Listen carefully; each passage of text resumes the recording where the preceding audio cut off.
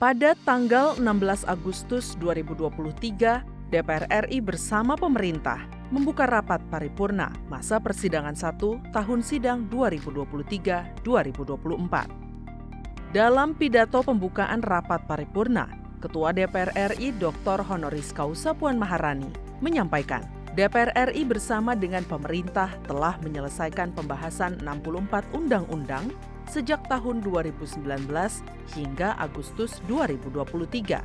Pembentukan suatu undang-undang oleh DPR RI dan pemerintah merupakan upaya untuk memenuhi kebutuhan hukum nasional serta untuk mencari kesamaan pandangan bangsa. Pada masa persidangan 1 yang akan datang, DPR RI akan meneruskan pembahasan 13 rancangan undang-undang yang saat ini masih berada pada pembicaraan tingkat 1. DPR RI akan fokus pada 7 permasalahan yang menjadi perhatian rakyat, baik dalam sektor sosial, politik, lingkungan, ekonomi, serta energi.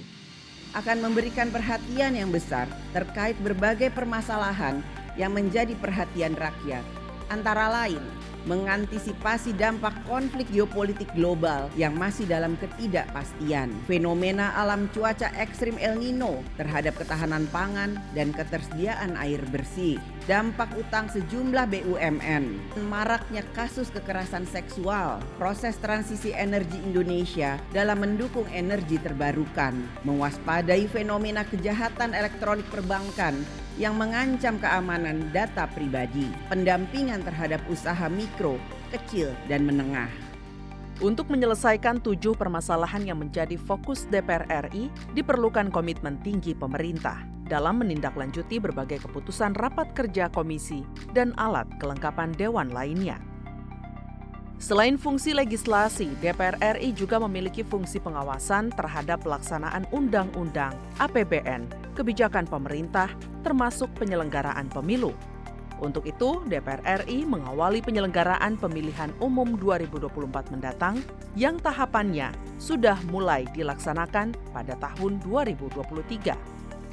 Anggota Komisi 2 DPR RI Agung Widiantoro mengingatkan, pihak penyelenggara pemilu harus cermat, teliti, dan sesuai dengan aturan yang berlaku. Koordinasi antara KPU, Bawaslu, dan DKPP dalam penyelenggaraan tahapan pemilu harus sinergis, guna menciptakan penyelenggaraan pemilu yang demokratis, jujur, dan adil. Karena saat ini kan sudah masuk di dalam tahapan pencalonan sementara. Tentang pengumuman DCS ini, kami berharap ada respon yang positif.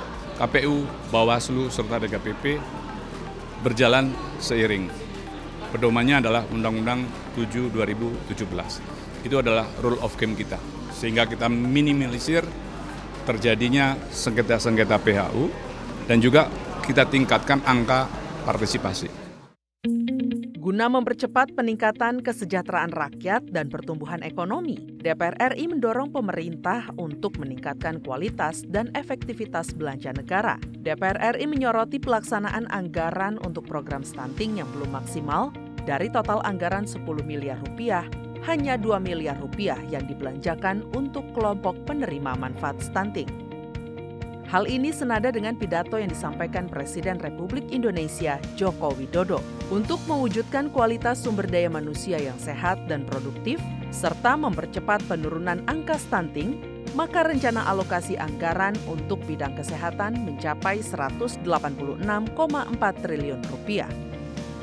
Anggaran kesehatan direncanakan sebesar 5,6% dari APBN. Anggaran tersebut diarahkan untuk transformasi sistem kesehatan, mendorong berkembangnya industri farmasi yang kuat, serta mempercepat penurunan prevalensi stunting agar mencapai 14% di tahun 2024. Sidang paripurna DPR RI tentang RAPBN 2024 pada 16 Agustus lalu menjadi momen penting bagi DPR RI dan pemerintah untuk segera mempercepat transformasi ekonomi yang inklusif, berkelanjutan, serta memberikan manfaat dan kesejahteraan bagi masyarakat.